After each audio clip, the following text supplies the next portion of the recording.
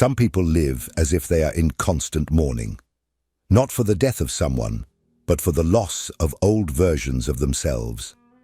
They maintain relationships that have already expired, insist on jobs that drain their life energy, accumulate objects they haven't touched in years, and nurture old resentments as if they happened yesterday. At first glance, they seem like loyal, persistent, committed individuals. But, according to Carl Jung, this appearance hides a deeper and more disturbing psychological truth. These people are not being faithful to anything other than an invisible prison built by their own minds. This inability to let go of the past is not a sign of emotional nobility. It is a symptom of a psychic blockage. Jung called this libidinal fixation.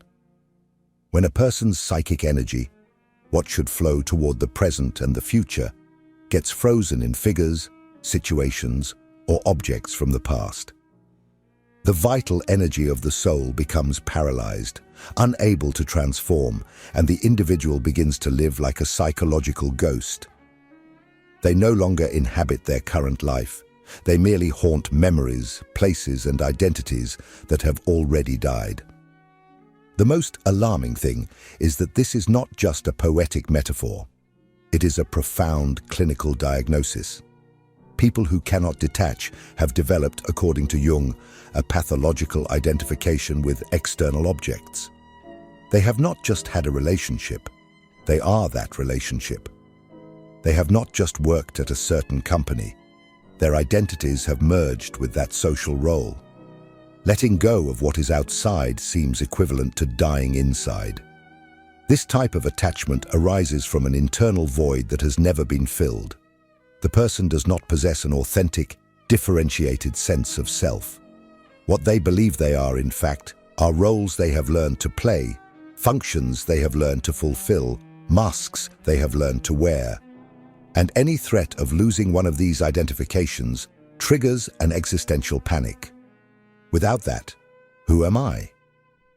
Jung observed that many of these people live in a psychological state called mystical participation, a primitive fusion between the self and the world, where there is still no clear distinction between subject and object. Small children live this way, but adults who have not completed the process of individuation remain trapped in this state. They have never truly become someone. They are still emotional extensions of what they possess, what they do, whom they love or hate. And because of this, letting go of any of these things is equivalent to disappearing. Today's video is a deep dive into this invisible prison. We will explore why so many people are unable to leave the past behind, not out of weakness, but due to frozen psychic structures. We will understand why attachment is not just an emotional habit, but an unconscious defense against inner emptiness. And most importantly, we will discover, with Jung, how to break this cycle. Because as long as you cling to who you were, you block who you can become. Are you ready for this confrontation? There is a type of suffering that does not scream. It camouflages itself in phrases like, "I just need more time." "Maybe one day everything will go back to how it was before." Or, "I can't imagine my life without this." At first glance, it seems merely like emotional attachment. But according to Carl Jung, what lies behind this difficulty in letting go is not nostalgia or hope. It is identity fusion, a deep confusion between who you are and what you are attached to. Jung observed that when a person cannot let go of something from the past, a relationship, a job, an object, a trauma, it is often not because they value it in a healthy way, but because their identity has been built around it. The ego has expanded and absorbed the object as part of itself. The job is not just a means of livelihood, it is the definition of your worth. The relationship is not just a life story, it is the structure that supports the self. The trauma is not just an experience, it is the narrative around which the psyche has organized itself. And in this scenario, detachment does not seem like a transition, it feels like a death. This phenomenon is what Jung called ego inflation. But it is not the inflated ego of arrogance. Rather, it is an ego that has incorporated elements that do not belong to it: social roles, temporary identities, idealized images. The problem is that by identifying with external contents, the ego loses its adaptability, becomes rigid, defensive, and above all, fragile. Everything that should be transient becomes essential. Everything that should be lived and left behind becomes an emotional foundation that is impossible to remove. The origin of this fusion lies in the absence of a consolidated self. When the individual has not developed an authentic inner center, a structure of identity rooted in themselves, they seek this sense of stability in external sources. The job becomes a lifeline. The partner becomes a mirror of worth. The past becomes a refuge. And when they detach from these anchors, the person finds themselves adrift, confronted by a terrifying question. If I am no longer this, what is left of me? This fear of the dissolution of the self is what leads so many people to fiercely resist any type of change. Even in the face of evidently exhausting situations, they remain. They justify it with rational arguments, but the truth is that psychically, they cannot bear the collapse of the constructed identity. They prefer stagnation to reinvention. They prefer to suffer in the known rather than risk the emptiness of the unknown, not because they are weak, but because they are fused. There is no separation between subject and object, between I and what I should let go of. This psychic fusion is more common than it seems. People who refuse to change careers even while hating what they do. Individuals who remain emotionally tied to absent partners. People who still live as if they are in a time that has already passed. All these cases share the same structure: dependence on the external to validate their own existence. And as long as the ego remains inflated by identifications that do not belong to it, any attempt at detachment will seem like a threat to its very survival. But Jung went further. He discovered that this fusion between ego and external object is merely a symptom. The root of the problem lies in an even deeper psychological state, a childhood legacy that was never overcome. A state where the self and the world are still the same thing, where there is no separation, no autonomy. And it is exactly this primitive state, this psychic prison disguised as attachment, that we will explore next. If this content is making sense to you, click the subscribe button and subscribe to the channel. Thank you for your support. Jung observed that many adults live psychologically as children, not in the shallow emotional sense of the term, but on a deep and structural level. These people have not completed a fundamental psychic process, the separation between the self and the world. They still function as if they are extensions of what surrounds them, of the relationships they have, the roles they occupy, the possessions they accumulate. This condition is known by Jung as mystical participation, an archaic psychological state where the individual does not yet see themselves as a separate, distinct, and autonomous entity. In early life, this state is natural. The baby does not know it is a self. It feels hunger and believes that the mother's breast is part of its body. It cries, and the world responds. It is cold, and the blanket appears. This magical relationship with the environment is the cradle of consciousness, but it needs to be overcome. Frustration is necessary. It is essential to discover that the world does not revolve around our desires. Only then does the ego form. Only then does individuality emerge. But when this process is interrupted by trauma, abandonment, emotional neglect, or overprotection, the ego never fully consolidates. The individual grows, but remains childlike in their psychic structure. This person, now an adult, lives as if they are part of the other, not as someone separate. They do not just love, they dissolve into their partner. They do not just work, they merge with the role they occupy. They do not just remember the past. They live as if they are still there. Their identity does not exist on its own. It depends on the continuity of these external connections. Therefore, any attempt to break away generates panic. Detachment means breaking the symbiosis. And, as every child knows, separating from the mother is a risk of death. Jung said that the path of individuation requires precisely the opposite: the construction of an autonomous self, capable of living in relation to the world, but without confusing itself with it.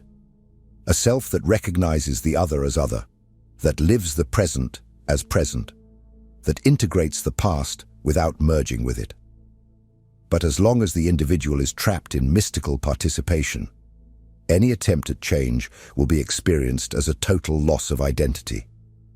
And that is why so many people sabotage their own growth, because unconsciously they believe that evolving is dying. This state of fusion also prevents facing one of life's most transformative and feared experiences: the internal void. Because when we finally separate from what binds us, what remains? What is left when we are no longer defined by others, by memories, or by the roles we occupy? It is this silent abyss, and the terror it provokes, that we will confront in the next part. There is a reason why so many people desperately cling to fragments of the past. It is not just because these fragments were significant. It is because letting them go would force them to confront something even more frightening: the void that remains in their place. And this is a central point in Jung's psychology.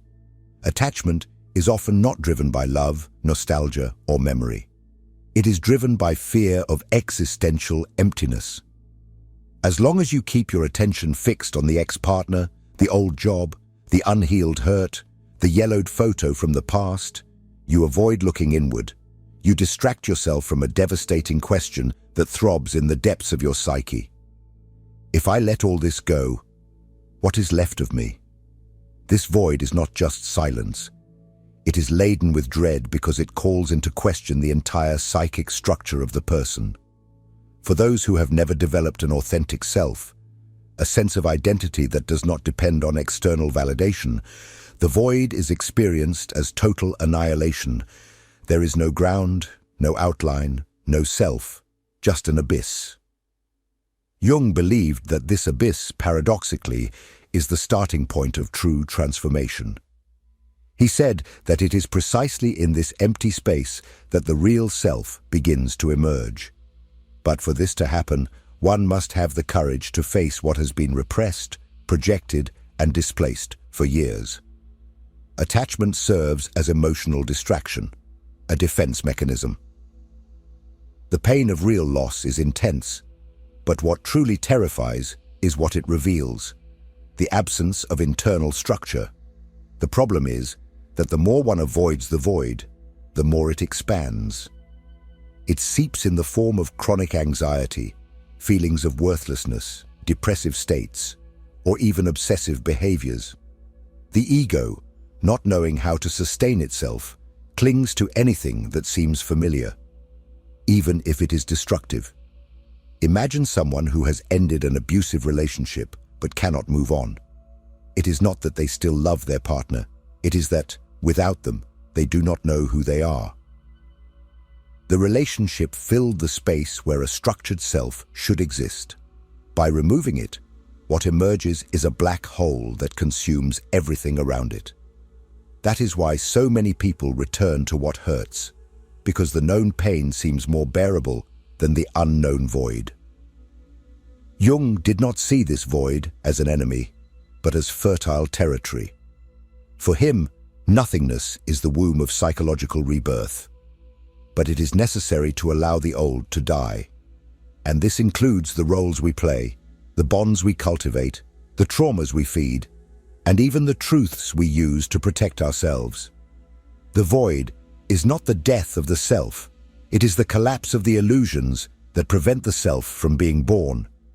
But how to access this process, how to break through the layers of defense that surround this void and transform it into fertile ground for individuation. Jung offers us a map, a set of symbolic, reflective, and active practices that allow us to recover the psychic energy frozen in the past and redirect it to the present.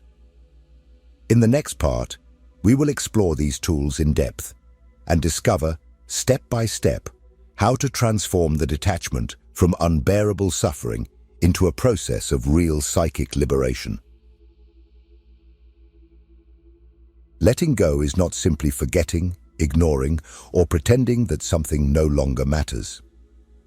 For Jung, letting go is a deep psychic act that requires awareness, intention, and symbolism. He did not see attachment as a moral problem or a matter of willpower, but as the result of frozen psychic energy, the libido that should be flowing into the present and future, trapped in images of the past. Releasing this energy requires more than intellectual understanding. It demands symbolic action. Jung proposed the process of individuation as the path to this type of liberation.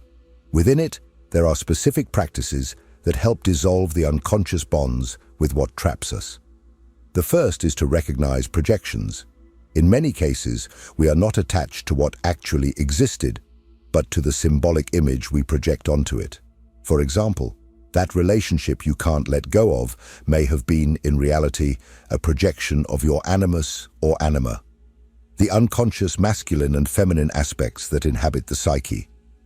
You were not in love with just the real person, but with the psychic energy they represented for you.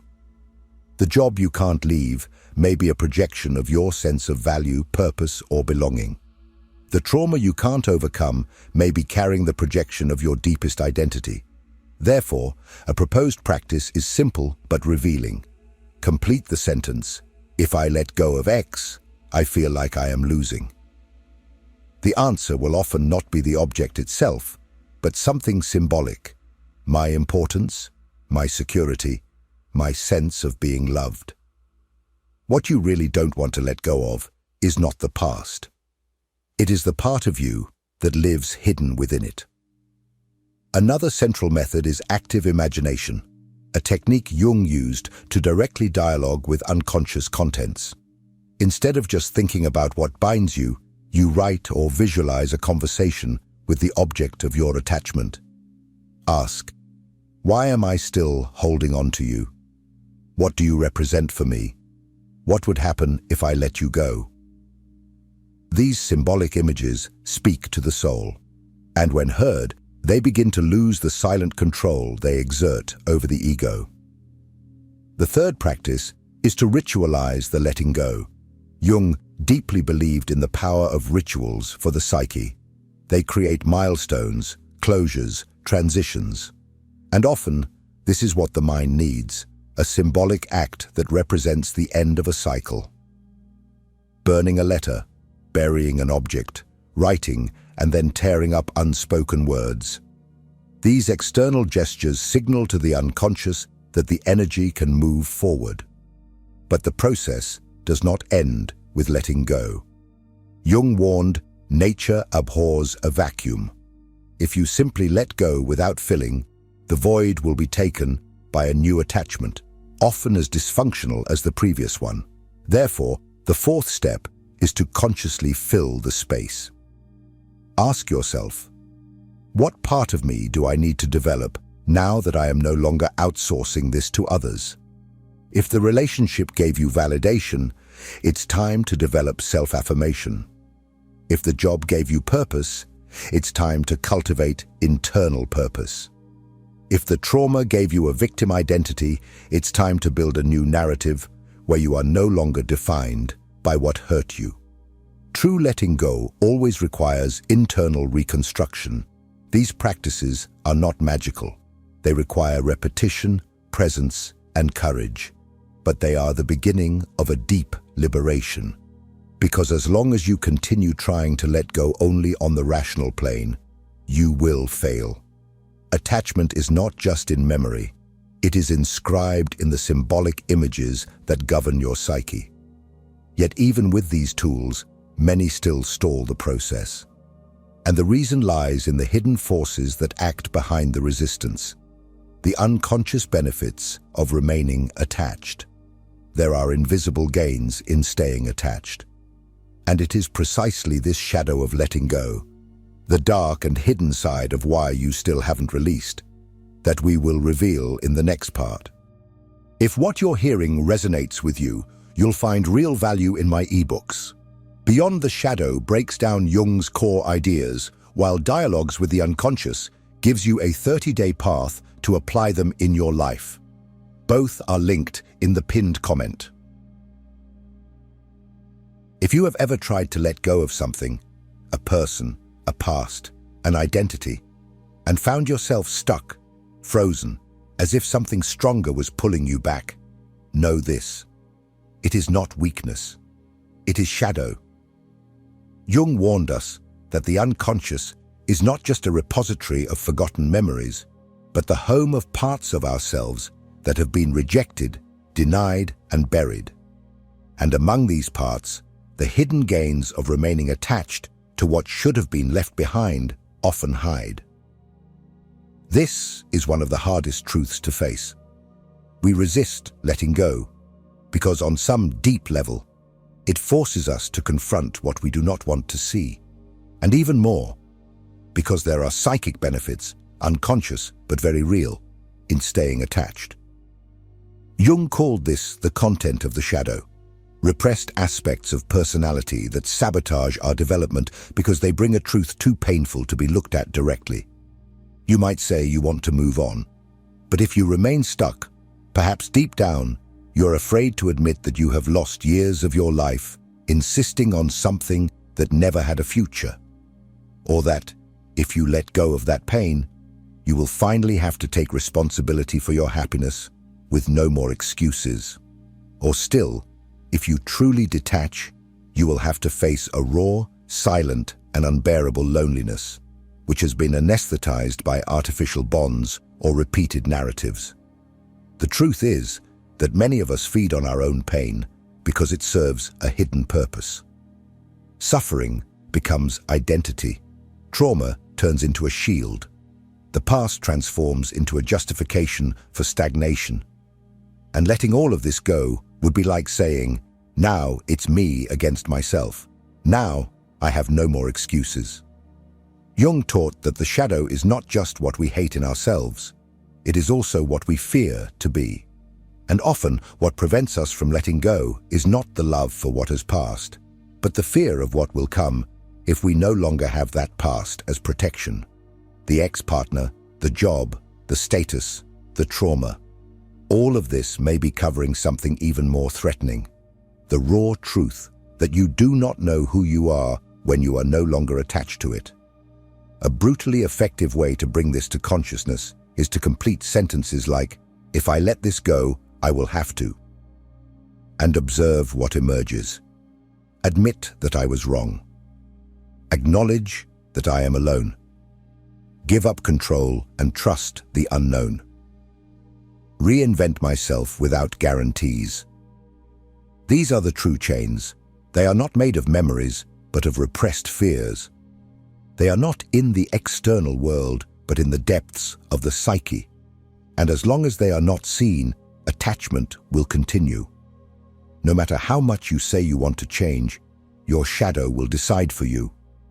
But there is an even deeper layer. There are cases where attachment is not just defense or escape. It is a symptom of something that was broken back there in experiences of pain so deep that they froze the psyche. Situations of traumatic loss, abuse, abandonment, or death. In these cases, attachment is an expression of an unintegrated complex, and it will not be resolved with personal effort or will. It requires something more, specialized therapeutic work, and that is exactly what we will talk about in the next part, when attachment is not a choice, but trauma. Not all attachment is conscious resistance. Not all difficulty in letting go can be resolved with reflection techniques, active imagination, or symbolic rituals. In many cases, the root of the problem is deeper, denser, and older than it seems. What you call not being able to leave the past may actually be a symptom of unprocessed trauma.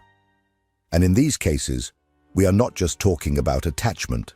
We are talking about autonomous psychic complexes that have taken control of parts of your mind. Jung understood that trauma is not simply what happened to you. Trauma is what got frozen inside you after something broke. It is the emotional experience that could not be digested, understood, or symbolized. And when the psyche encounters something too unbearable to process, it encapsulates it in a complex, an unconscious structure loaded with emotion that begins to act autonomously within the personality. If you have experienced a sudden loss, the death of someone important, the abandonment of a parent, the breaking of essential trust, your internal system may have stopped at that moment. The timeline of your life has continued, but a part of you remained there, frozen in the moment of shock. And that is why, years later, you still feel that you haven't moved on. Because that part of you is still there, living the trauma as if it were happening now. In these cases, attachment is not a choice. It is imprisonment. You are not just having difficulty letting go. You are psychologically fixated on an image, a memory, a feeling that has become dominant within your psyche. This is not weakness. It is not a lack of will. It is a cry for help coming from the unconscious. And the truth is harsh but necessary. Some attachments do not dissolve on their own. They need to be integrated through deep and specialized therapy. It is essential to recognize that there are limits to what we can do alone. Traumatic complexes are resistant, defensive, and often invisible even to those who carry them. They disguise themselves as values, morals, identity. They say things like, "That's just how I am. I have a heart that's too big. I just can't trust." But behind these phrases, there are unspoken pains, unnamed wounds, parts of the soul that have been waiting for years to be seen, recognized, and embraced. Jung saw psychotherapy not as a place of healing in the traditional sense, but as a ritualistic space where the soul can finally speak, where the unconscious can be heard without judgment, where the shadow can be integrated, and where what was broken can finally begin to recompose, not to return to how it was before, but to be born again, more whole, deeper, more real. If you feel that you are stuck in the past, that no matter how hard you try, you can't get out of the same place, perhaps you are not just dealing with attachment, perhaps you are dealing with trauma. And if that is the case, seeking help is not a sign of weakness. It is a sign that you are ready to stop surviving and start living. Now tell me, what do you feel is still holding you back in the past? Share in the comments. Your story may be the key that someone else needed to hear. And if this video spoke to you, keep watching the next episode. It is also a fundamental part of this journey. Don't stop here. There is more to discover. There is more of you waiting to be revealed.